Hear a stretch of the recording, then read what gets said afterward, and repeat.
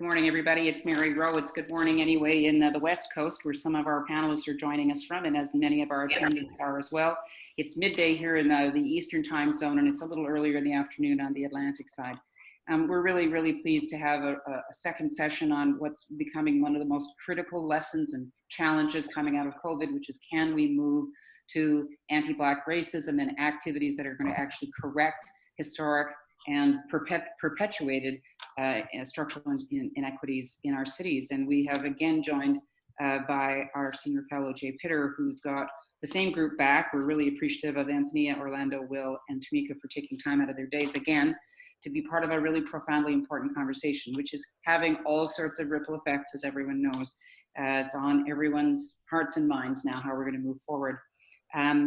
I just want to remind people we originate these broadcasts from Toronto, which is the traditional territory of the Mississaugas of Credit, the Anishinaabe, the Chippewa, and the Haudenosaunee, and the Wendat peoples. It's also now home to many diverse First Nations, Inuit, Métis. Toronto was also covered under Treaty 13, which was signed, and the Williams Treaties, which were signed with multiple Anishinaabe treaty nations. And this conversation, as we found, is about Blackness, but it's also about other kinds of ways in which we have structured urbanism to be exclusionary, and we have so much to learn and so much to try to see how we're going to change. So I'm encouraging everyone to come on the chat and express your views and ask your questions there, and later in the session we'll have a chance to try to tackle some of them. Remember that the chat is archived and posted, as is the video from this presentation. So we look forward to another candid conversation, and we welcome Jay back to the City Talk platform and her colleagues. Jay, thank you very much for joining us again. Thanks for having me, Mary. I will begin today's conversation by saying that since our first session, it's been so heartening to see and witness the response from urbanists across cities, various professions and racial backgrounds. And so I'm, while still carrying a degree of grief, of course, the world continues to be upside down. We are still amid a civil uprising. We are also still amid a pandemic that is disproportionately impacting Black people. But what I can say today, again, is that I feel a great sense of gratitude, and I might even say hopefulness, in that a number of urbanists from various backgrounds are helping to carry some of this weight. And so I'm moving into the conversation on a higher note of gratitude. We were speaking before we went live. It's a little gray outside, but I feel pretty sunny inside, so let's get rolling. Orlando Bailey is a community development professional and a place-based storyteller based out of Detroit. Welcome, friend and colleague. Thank you for having me. Tamika Butler is a lawyer and mobility equity expert located in Los Angeles. Welcome, friends. Thanks for having me. Sorry I'm late on CP time. That's all right, y'all good. Anthonia Ogundele is a resilience pro and urban planner located in Vancouver. Welcome, friends. Thanks for having me.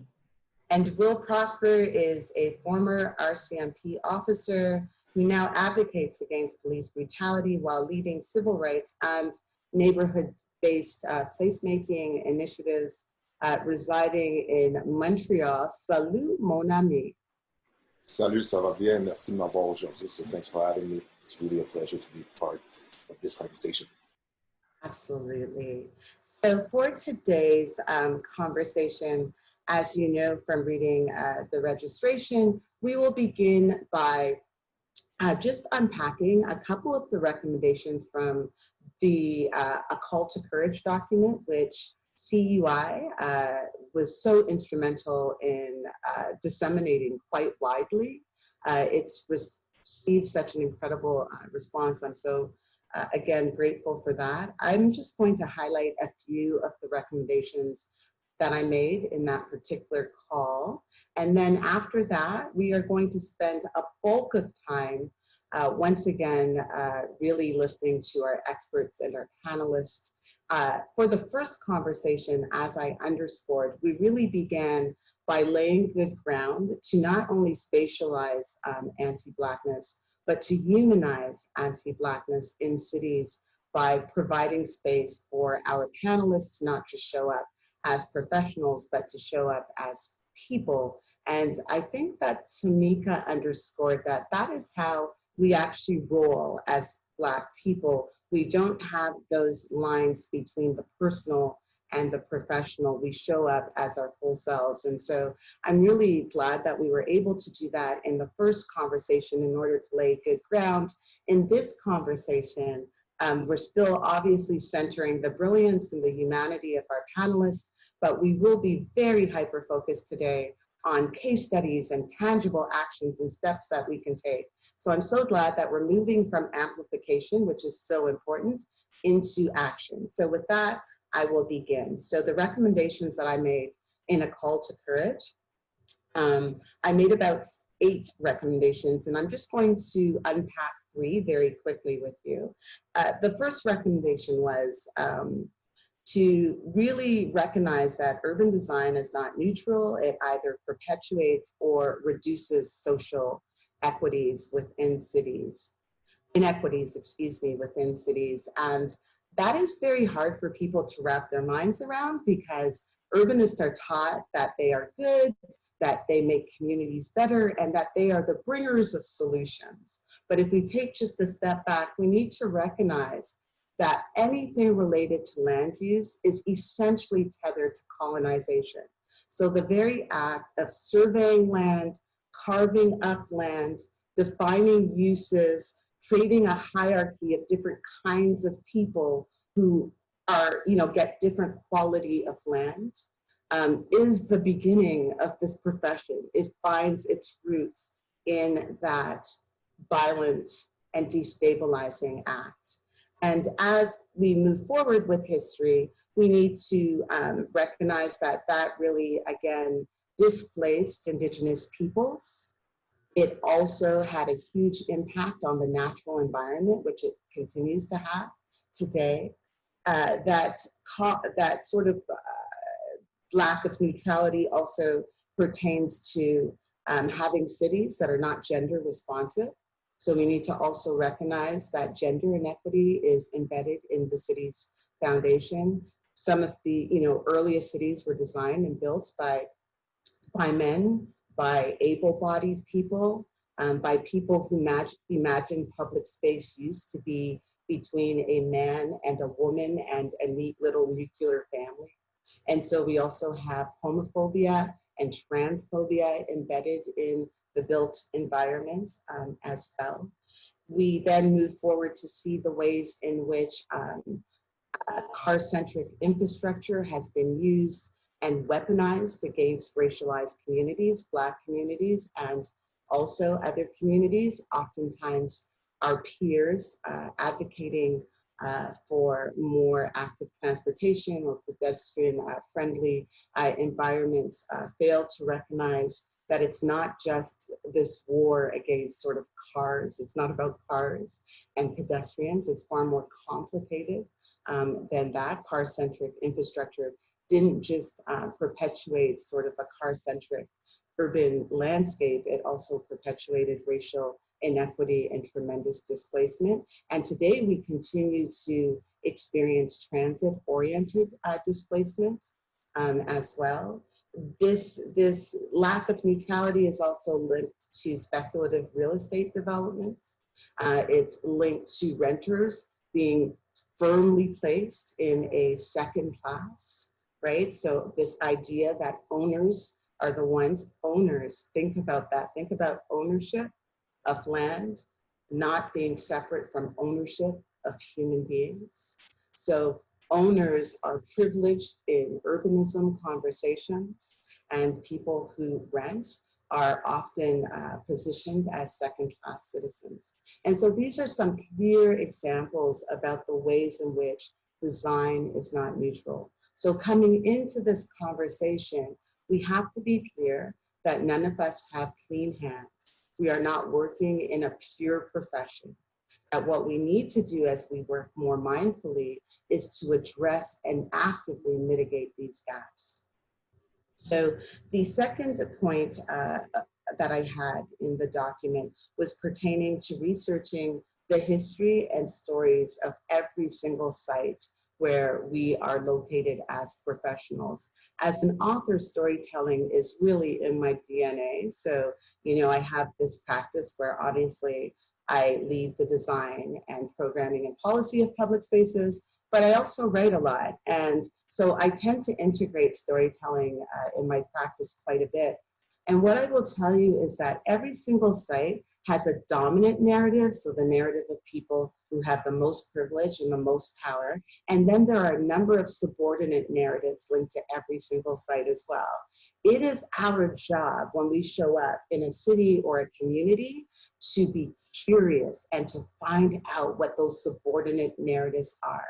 And more than likely, we will find out that those subordinate narratives will reveal the contributions, the invisible barriers, and the great capacity of people from equity-seeking groups. So not only Black people, but all racialized people, disabled people, again, Indigenous folks, queer folks, children, older people. Urbanism is even incredibly ageist. This is not something that we talk about a lot. When we think about sort of urbanism programs in the future city, we tend to center people who are 35 or younger. We're very uninterested in oldies like myself or our elders. And within the context of Black communities, elders are very important. We respect, we revere our elders, and they carry a lot of our place-based histories. This is not just unique to Black culture. This, you know, runs across many cultures, but it's very important, particularly when working in Black community, to really engage our elders and to find out what those stories are and those untold place-based narratives are. And so number three that I'll just pick out is this idea about developing a learning agenda. This idea, I think, is a challenging idea for urbanism professionals of all races. We are trained terribly. So everybody has an advanced degree. Everybody is told that they're brilliant, really smart. Everybody is told that we're going to come in with these sparkly ideas and these solutions. There is a lack of humility and curiosity within urbanism fields. And so one of the things that I do, just recognizing my privilege of getting to work in many, many different cities, is that I approach every city with three good questions. I don't come into a city opening up my big mouth, starting to talk about solutions and ideas. I would never be able to build a practice if I use that approach. I'm always thinking that the true sign of professional and emotional intelligence is to be able to come up with great questions to ask, and then sitting in a humble silence to listen and to receive how people answer. And also, sometimes I ask questions. For instance, one of my practice principles right out the gate is who's not here. So if somebody hires me, my first question to them is like, who's not included right now? Like, who's not here? That's always my first question. And so, you know, it's a big hit. Like, I do keynotes and I say this question and everybody goes, yes. And then, you know, last year, someone said to me, I think you should edit your question to who's not here and why. Excellent edit. Lifelong learner. It is so important that all of us really think about that. And I want to tell you something that is really important in terms of the example that I just gave you. I could have just very quietly edited that question, like who's not here and why, but it was very important for me to attribute that to the resident.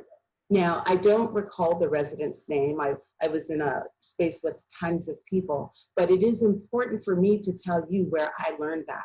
I learned so much from residents and people on the grassroots, and it's so important for us to not extract ideas from each other as professionals or from people who work at a grassroots level, or residents who show up, who are constantly teaching us. And so I just wanted to put out the idea of the importance of asking good questions, being still and quiet and humble enough to receive the answers. And then later on, as we're building our practice and writing and improving our approaches, it's so important to praise, to attribute, to recognize. There is no equitable placemaking approach that is founded in competition, that is founded in not making information open source, that is founded in a desire to be a single voice. I'm not just saying this to white people on the call this morning. I am also saying it to racialized people and even Black people who are white aspiring, who are aspiring to white power, aspiring to white privilege. And so that's why I talk about, I'm not here for the diversity representation game. Some Black folks in leadership positions are as problematic, if not more so, than people who happen to have lighter skin. So I hope you're buckled in today, because nobody is getting off the hook. We are going to have real talks up in here, because as I've said before, I come from Scarborough, so I'm not joking around. So with that, let's get started. So my first question for my brilliant, amazing, beloved panelists, when you tweet about them, kindly use those adjectives. So my question for my brilliant, beloved, incredible panelists is, before we get to the sort of how and what, I think it's a really good thing to maybe take a moment to get rooted in the why. So why do you do this work? What brought you into the urbanism or a place-based sort of profession or practice? So I will start with Anthonia. Hi, Jay. Thank you so much for having me, for inviting me here for the conversation. I'm calling from the unceded territories of the Musqueam, Squamish, and Tsleil-Waututh people. I got into urbanism because I'm relentlessly curious. And in looking at the urban environment, I think my mind was blown when I realized that there was intent around every single aspect of the city. So when someone told me that people get in a room and talk about how high a curb is, or that a certain building is set back, it completely blew my mind and opened my world. And I thought to myself, wow, what is the influence of those people around the table shaping the world that I'm walking around in? And so I was deeply interested after that, and really curious on the intention around building design, and as well as the cultural context in which certain design and planning decisions are made. Thank you. Thanks for sharing. Will? For myself, it's growing up in a neighborhood where you can see the differences from my neighborhood compared to the other one. And it goes from the parks, it goes from the schools, it goes from the housing, it goes from everything. And when you see all these differences, you think to yourself, well, why am I living in such a poor condition or being in an impoverished neighborhood? So that raised many questions. And one time there was an incident of youth being killed by a police officer in Montreal, Fritz Villanueva, back in 2008. And that's where everything started as well. So he was shot in a hot summer day like we're having today. That makes my beard go all over the place because it's so hot. But that being said, when he was shot, just playing in a park, you have to understand that our neighborhood has the less parks in our borough, in our city, and which means they're more likely to be controlled by the police. So everything is set up by design. Plus, we have a high density population. In a hot summer day, you have to get out. And when you're a youth, you go out and you go in the park. And he was playing in a park. And he ended up being shot by a police officer because of all of that design. And also the reality of racial profiling and, being policed by more than other neighborhoods. And two other kids were shot as well during that time. So that was the first instances that I've known of so many people being shot by a police officer without being harmed, playing in a park. And that's just not in Canada. I don't know any instances like that in all over the place, so all over the world. So that's how it all started with stuff for us. Thanks for sharing. Well, I remember having the great privilege of being able to visit your community and that park where that young man who was, again, very valued and treasured by his family. He was a teenager who was also doing some migrant work and helping to support his family, and his life was cut short by police brutality. Just thank you for your work. Orlando. Hey, so thank you for having me, Jay. I would say everything sort of shifted and changed for me because of Grandma's house. Everybody in the Black community has a family anchor, and our family anchor was Grandma's, and that physical place was Grandma's house on the east side of Detroit. And it's rooted in my grandmother and our family giving up that house to make way for a shopping center that would eventually become the living room of that community, as well as an adjacent suburb just a couple of blocks away. Two things I learned just from that experience: just how powerful my grandmother was in knowing what she owned and what she can get for it. The other thing that I learned was that power brokers that existed in my world at that moment were two white millionaire developers and a white CEO of the local nonprofit who was assembling land. And I watched my grandmother maneuver, I watched my grandmother level power, and I watched her exude herself in a way that I had never seen her. She wasn't Granny, she was Grandma, the businesswoman who knew what she had and was gonna get what she knew she deserved to get. So we gave up Grandma's house. It was very traumatic. I still grieve the house, but we gave it up for this shopping center. And we can talk more about it a little later, but for me, that's where it all started. Development and design and building things and assembling land started for me when I was 14 years old in the city of Detroit. Wow. Thank you for sharing, Orlando. Tamika. Sure. First, I want to fix my seat. My son was playing with my chair, and I feel like I'm up on high. So, you know, I think as a Black person growing up in this world, and I say in this world because my father was in the military, and so we lived all over, you know, Japan, New Mexico, Las Vegas. Like we really lived all over the world, and everywhere we went, we were still Black. And everywhere we went, we are taught from a very early age what we can do that is different than what our friends can do. And we are taught from a very early age how to behave in space, how you ain't gonna act up like that out here in front of all these folks, right?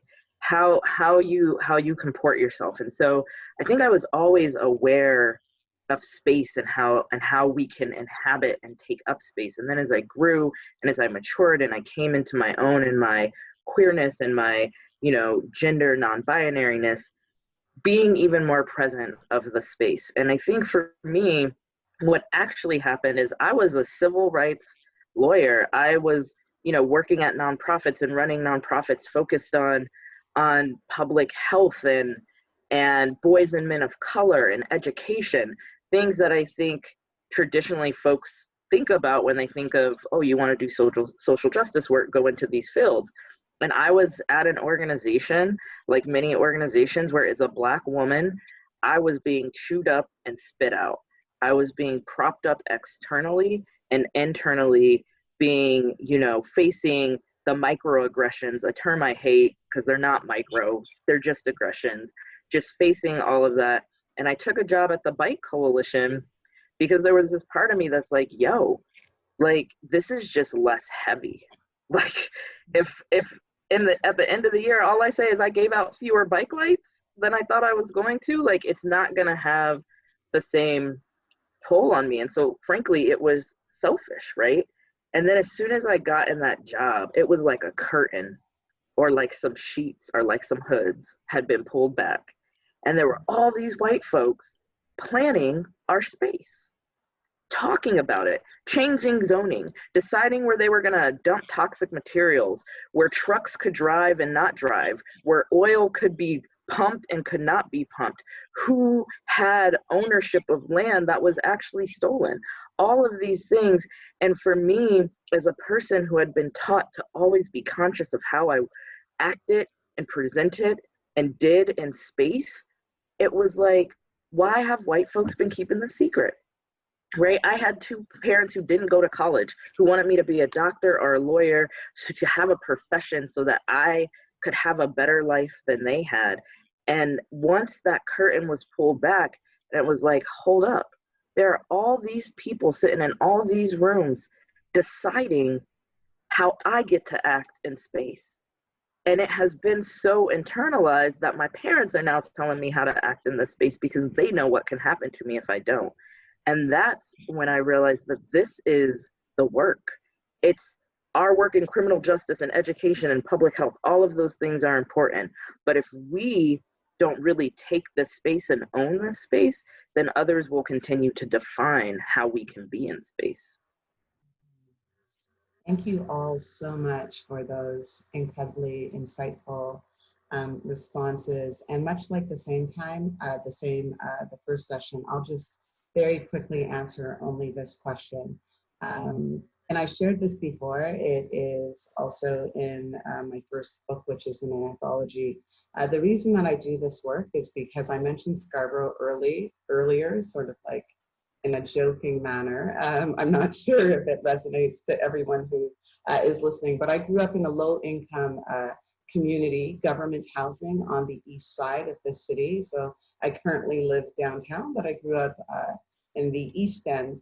And when I was about 12 years old, I witnessed an underage sex trade emerge in my community and started to slowly see a number of young, are we having a technical difficulty?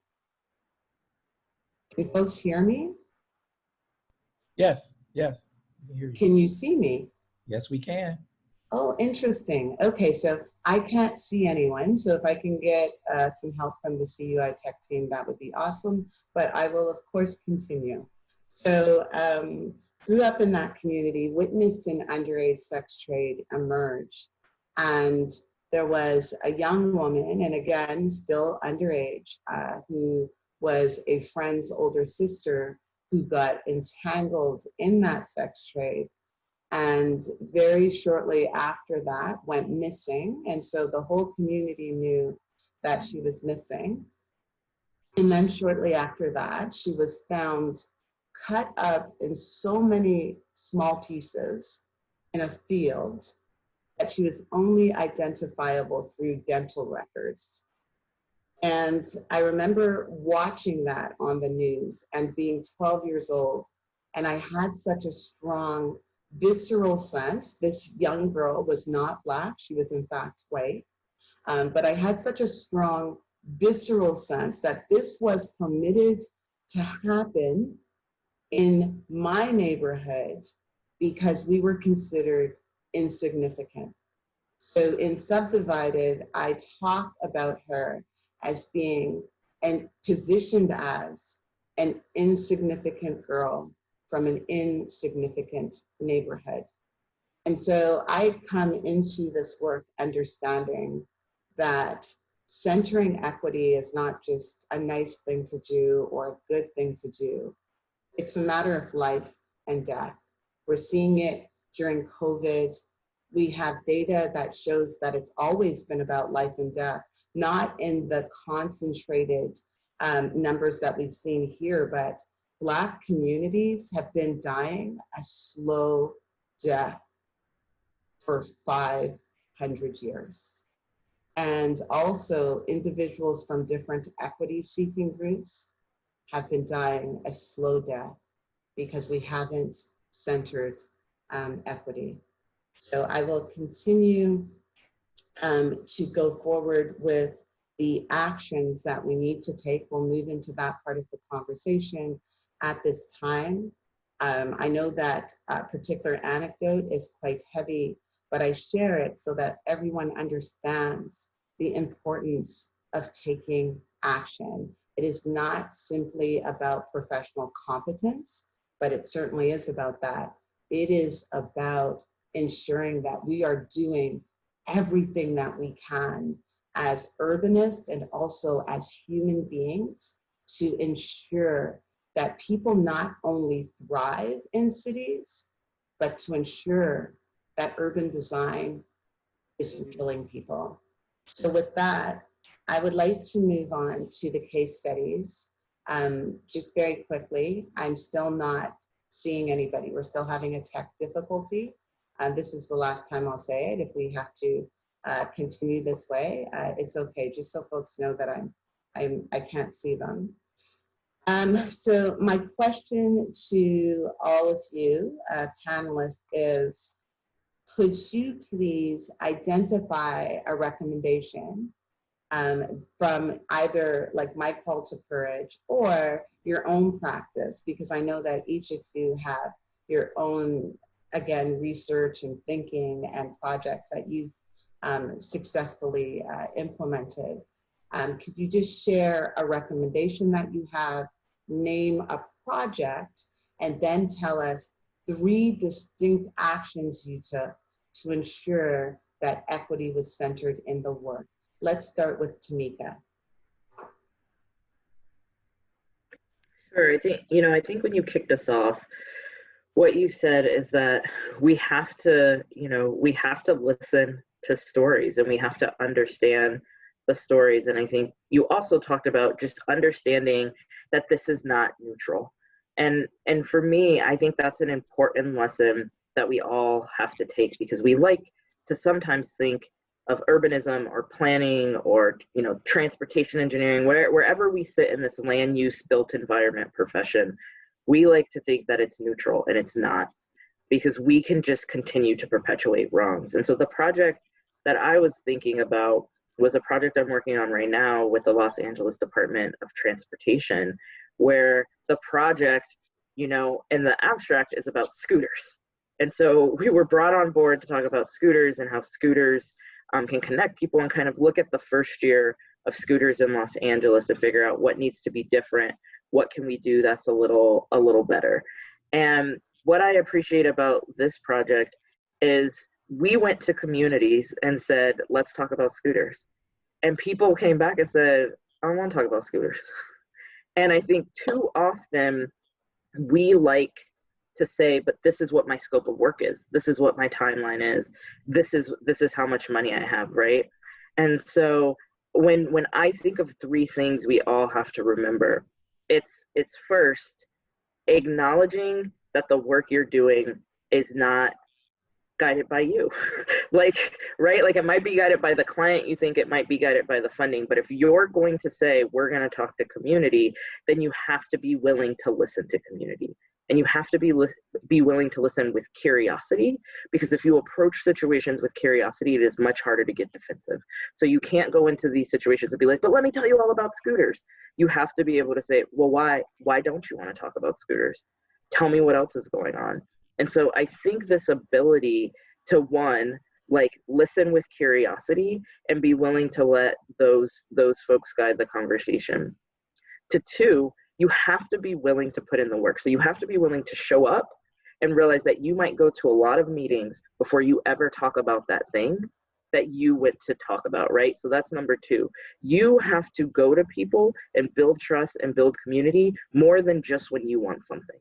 Because what you want is centering, yourself or your agency or your client. It's not actually centering the community who we say we're there to help. And then 3, I think this is for decision makers. Like, what I appreciate about this client is the pushback wasn't, but this is about scooters, you're not doing your job. We were able to pivot and say, well, then what are we hearing? What are we talking about? How does that tie in to what we originally said? But I think there has to be a willingness to know that you're going down one path and you might switch directions. You might completely just switch.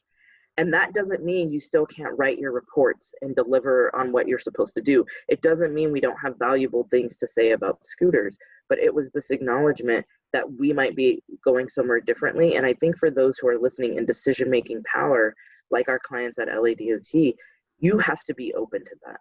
You can't just hire us to check a box. And then when we tell you people aren't really talking about this, use that against us and say, well, I'll never hire you again. You didn't get what I wanted, right? We got what you needed. And so you have to know the difference between what you want and what you actually might need. Thank you for that, Tamika. Anthonia?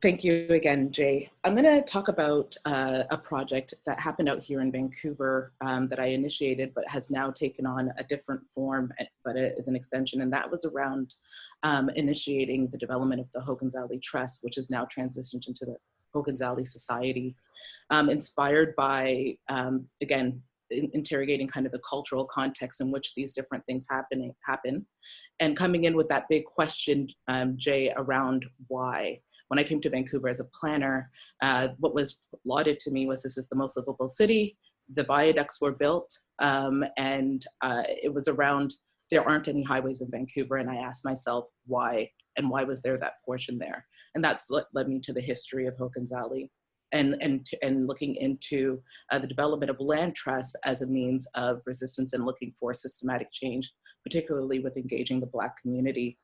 And so again, the first land trust came out of Albany, Georgia, inspired by those histories, and in a letter signed in 2016 to the city around requesting a land trust.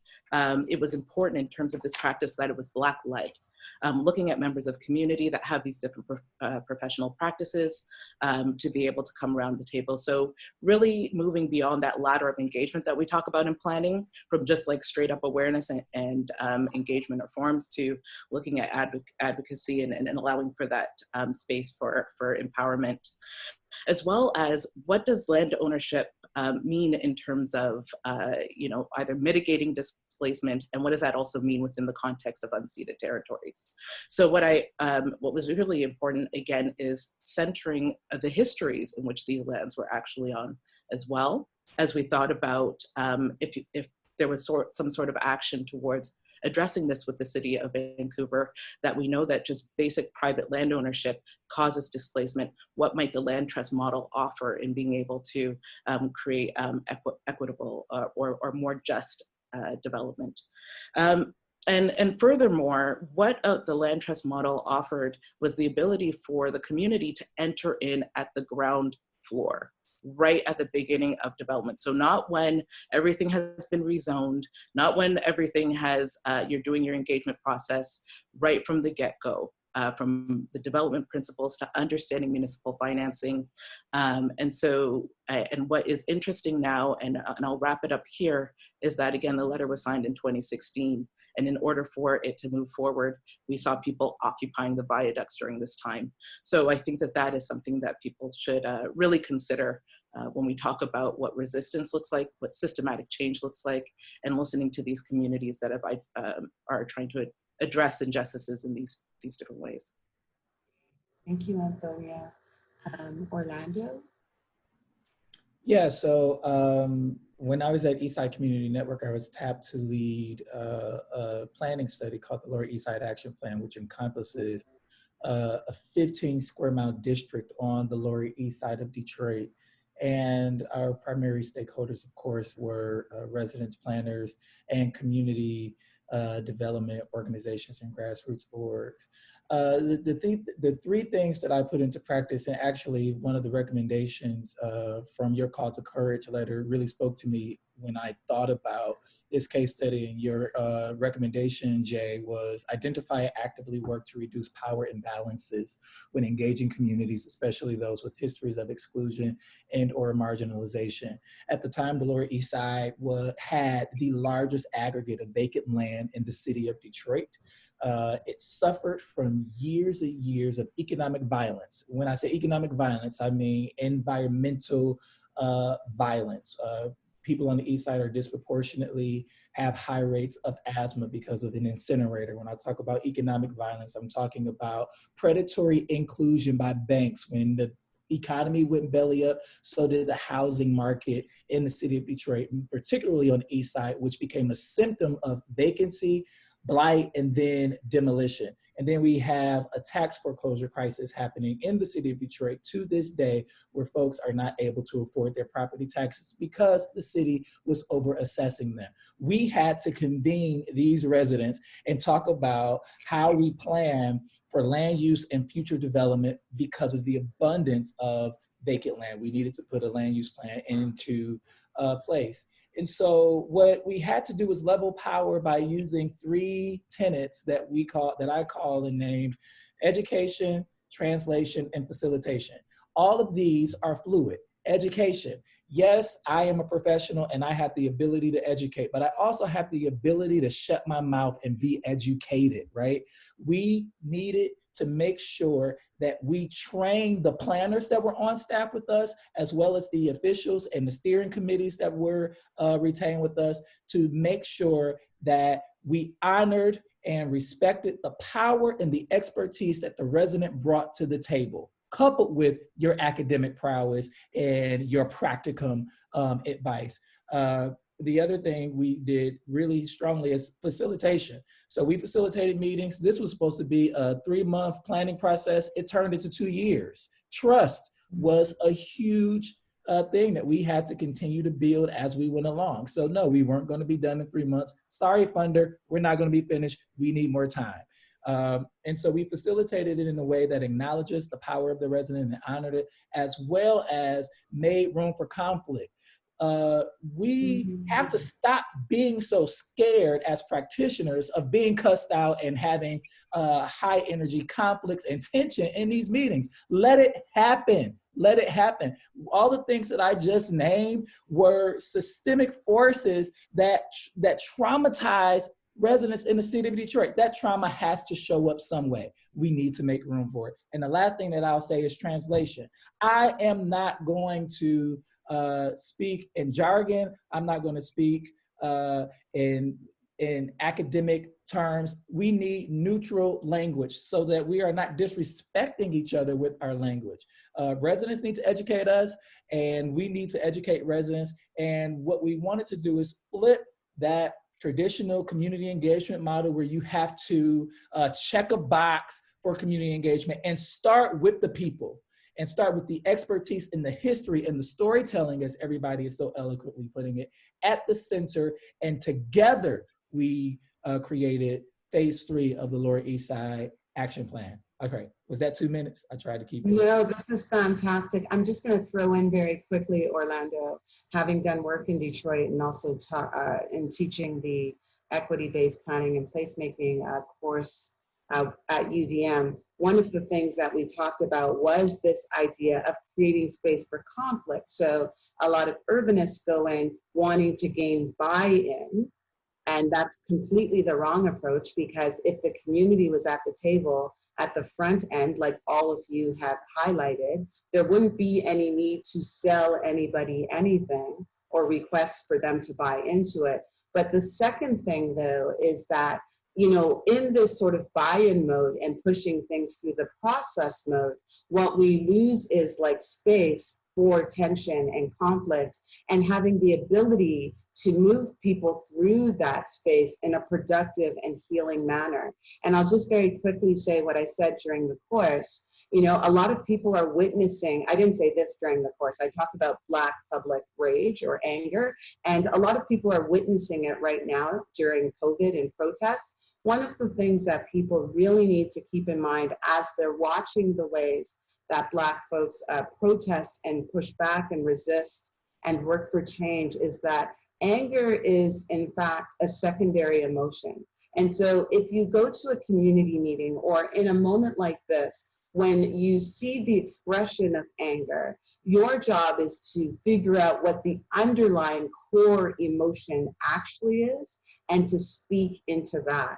And psychology teaches us that beneath the expression of anger is oftentimes the feeling of being unheard, unappreciated, or not valued, or having a lack of power. Like, that's what is underlying that kind of anger. And I think that practitioners working in Black communities facing the trauma of displacement or street-based violence need to be able to look past the anger into the trauma and the humanity of those communities and respond to that. Will. It was great listening to all of you. So I really have common points that I'm going to touch on. First of all, our project is mainly Hoodstock. It's an organization that is a grassroots social innovation incubator. So I'm just going to give a few details of what we're doing. So I think it's going to help us with this conversation. And first and foremost, for us in our community, we have to identify all these systemic issues that is producing failure first and foremost before we start this conversation. And that's why we have a youth committee that is tackling these issues. And when we talk with them, as an example, quite often we do that. And that's a huge mistake, we believe, is that, parents tells their children that, if they're failing, it's their fault. It's because of them. It's because of, you have all access to this education, these realities, and you should be able to make it. So it puts a huge weight on the youths, telling them that, well, if I'm not making it at school or in my neighborhood, well, I'm a failure. That's my fault. And we're trying to switch that to make understand that, there's a whole system that is actually producing these different blueprints for failures. And if we highlight that and we let them know, well, this is the reason why our neighborhood is not getting funded properly. This is the reason why you are having more people in your school that is having issues because you have the private school system, because of the food that you're getting in your school, because of your neighborhood, making them understand what's the reality of their neighborhood. Then they're saying, okay, then it's not really my fault. There's a system that is actually fucking me. And what can I do to combat that? And that's the first thing that we're trying to do, to make them understand that whole system. And then it takes away a weight that they have on their shoulder. And that's the weight that I used to have on my shoulder. I used to blame myself without understanding all these different factors. And after that, we have to make sure also that how do we validate the experience that we have in our neighborhoods? We often talk about street knowledge. And it's something that we are really proud of, but we often as an organization look for people that has that diplomas. And how do we validate this experience that we have in the street? Because this is very important, especially for our communities, Black communities. We need to understand that. And there's not a system that recognizes that. So we need to recognize this work that we have in our community. For example, we have a person that was victim of racial profiling. And that person is not going to write a grant like other people will do. He's not going to have the same kind of conversation in a meeting that lots of people from our organization are expecting. But that person is a connector in our community because he understands all the underlying problematics of the community. Perhaps he's not going to say the words that we're looking for in academia, but he's going to have the right conversation for that. And he's going to help us, finding the right solution because he understands the issues more than anybody else that can come from these different worlds. So what we're trying to do is, how can we have a hybrid version where we pair up people that are not normally validated with other people that might have some expertise, and we put them together and we're trying to find solution for different projects as an example. And also, we have to work with lived experience, which is not something easy. I'm going to give you another example and then I'm going to be done with that. There's a young lady that was kicked out of her home for whatever the reason. And she was about 16, 17 years old. And she had to go to another youth shelter about 40 minutes away from her community. And the reality of there wasn't the same one of her neighborhood, but she had to go all the way down there. And when she came back, she's like, I want to have a shelter for our community because there's none right now in our borough, a youth shelter. And she is producing this idea. She's going to see some organization. And what NGOs and different organizations normally does is that they'll take their knowledge, extract it, and build that thing for that person, not for that person, but away from that person, and benefit all these knowledge that people will acquire. So what we are trying to do is that, okay, you have this idea, we'll accompany, we'll facilitate that process, understanding that there's also trauma. It's not going to be easier. And it might be harder to build that project, but that person is going to be the best spokesperson for this lived experience. And while we're doing that, you still see organization, administration trying to fight the fact that she doesn't have the same diploma as other people. So it's always this common fight that we're having. So it's really hard to have this conversation. So other organization needs to understand also stay away from this and make sure that you help. If you want to do something, help that person bring that project forward. And the last thing that I'm going to come up with is that and that's the last one. It's an alternative justice system for Black communities that we're all working on in Montreal North. This is the first project that we have. We often talk about racial profiling. We all talk about the overrepresentation of Black folks in the jail system. And what we're trying to do is build an alternative justice system so we can extract people from being incarcerated. And this is one of the first initiatives that we have like that in Canada. So it's a huge process that we're doing. So that'd be it. Thank you. I'm going to do my best to do a sum up of what I heard. I think that I heard that in terms of clear actions that we can take as urbanists and for folks who are joining us today, clearly committed to doing this work in an equitable manner. First and foremost is we need to ensure that the community is meaningfully engaged at the front end of processes. I also heard that we need to have some flexibility in this work so that if the scope of work or the question we are asking is not aligned with the priorities of the community in question, we have to be humble and flexible enough to amend our work plans. I'm hearing that. I'm also hearing that we need to do slower work and deeper work. I heard that as well.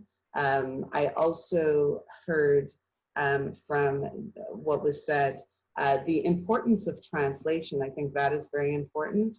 So how do we translate anecdotal or story-based data into the built environment or the design of a public space? I think that is a very important thing because that's where the disconnect happens. So even when you meaningfully engage people, if you don't have the capacity on your team to take that data, translate it into design, and also report back to the community in a way that is clear, the process will fall down at that point. I'm also hearing that we need to be able to respect different kinds of intelligence. So there is academic intelligence, there's emotional intelligence, and there's like place-based intelligence and so many different communication styles as well.